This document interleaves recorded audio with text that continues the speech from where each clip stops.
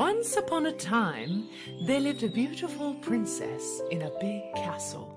One day, her father the king gave her a golden ball as a birthday present. Happy birthday, my daughter. Thank you, father. The princess loved this golden ball. She started to spend all her time playing with it in the garden. One day, she went out with her ball and started to play with it, tossing it around. The princess came next to a little pond and kept on playing with the ball. Right at that moment, she could not catch the ball after she tossed it in the air, and the ball started to roll away. My ball! The princess ran after her golden ball, but the ball got faster and faster. Finally, the ball fell in the pond and sank into the deep waters. Oh no! The princess sat down next to the pond and desperately started to cry. My beautiful golden ball! How am I going to bring it back? Suddenly, she heard a voice. Ribbit, my beautiful princess, why are you crying? Ribbit. She looked around but could not figure out where the voice was coming from. When she looked closely, she realized that the voice was coming from the frog that was right next to the pond, looking at her. The frog leaped towards the princess and asked again after he got closer. What's wrong, my beautiful princess? Why are you crying? The princess got stunned when she saw a talking frog. A talking frog? How can that be? Well, here I am, talking, beautiful princess. Now tell me, why are you crying? Coming back to herself, the princess started to tell her story. The golden ball that my father gave me fell in the pond. It's already at the bottom. How am I going to get it back? The frog came next to her feet and made an offer. My beautiful princess, I will bring back your ball, but in return I will need you to do me a favor. The princess was curious. So what's the favor? If you accept to be friends with me, I would like to live with you in the castle. The princess thought about it and then accepted his offer. So the frog jumped in the water and went out of sight.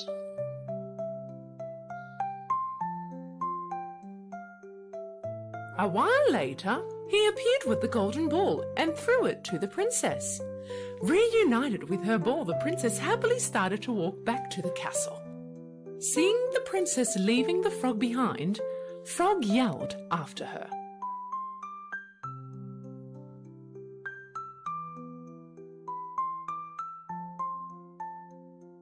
My beautiful princess, you forgot me. You promised to take me with you to the castle. Ribbit. The princess yelled out from afar, laughing. How can an ugly frog like you even imagine to live with a beautiful princess like me? Ribbit. The princess left the frog right there and went back to her castle. In the evening, the king, queen, and the princess sat down at the dinner table. Right when they were starting to eat, they heard a knock on the door.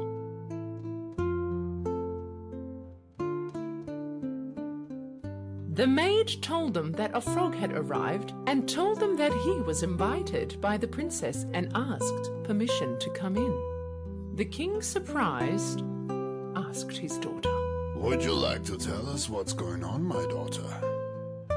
Well, Daddy. The princess told all about what happened that morning at the pond.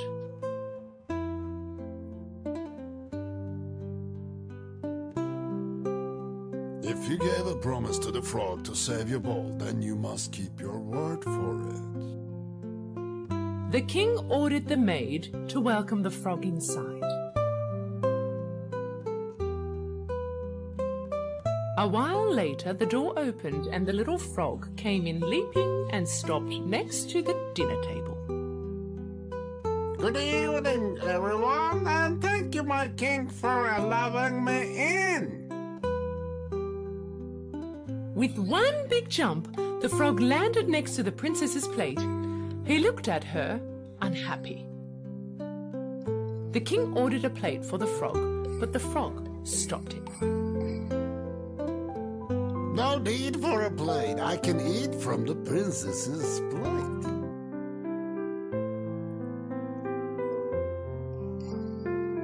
The frog started to eat from her plate. The princess was really upset with him, but she thought that he would leave after the dinner anyway, and didn't say anything. But the frog had no intentions to leave after the dinner. When she left the table, he followed the princess to her room. Time passed and the frog got sleepy. My princess, I'm really sleepy. I'd like to sleep in your bed if you don't mind. Afraid to upset her father, the princess had to say yes to that too.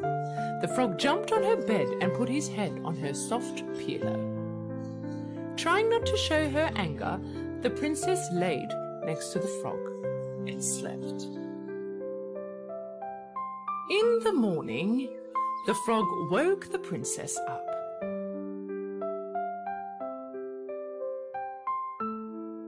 Good morning, my beautiful princess. I have one more wish from you. If you do that, I will leave right away. Hearing that the ugly frog would leave soon, without making it obvious, the princess was extremely happy. All right, shoot. What is it now?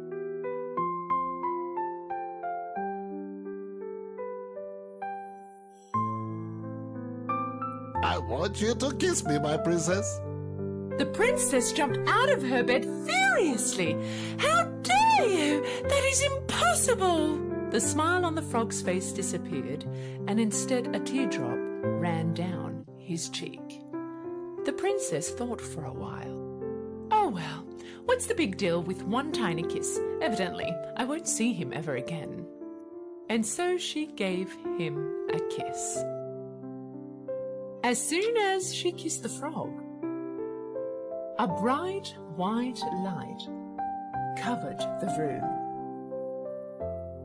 Due to the light, the princess couldn't see anything. After a short while, the light disappeared. The princess started to see again, but this time she could not believe her eyes. Right where the frog was standing a moment ago, there was a very handsome man instead. The princess was stunned with what she was seeing. She couldn't believe her eyes, and so she asked, "Who are you? What happened to the frog standing here?" My beautiful princess, I am the prince of a land far away.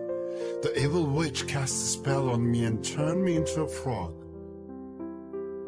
To break the spell, I had to spend one night next to a princess and get a kiss from her. Thanks to you, I am safe from being a frog forever. The princess was very surprised, but also very happy with what she heard.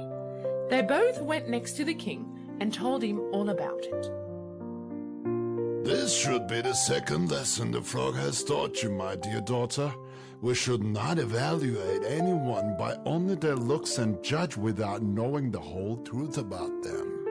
The king hosted the prince for a few more days in his castle. The prince and the princess came next to the pond where they first met. My princess, will you marry me and come with me to my kingdom? The princess smiled and nodded, accepting the prince's offer.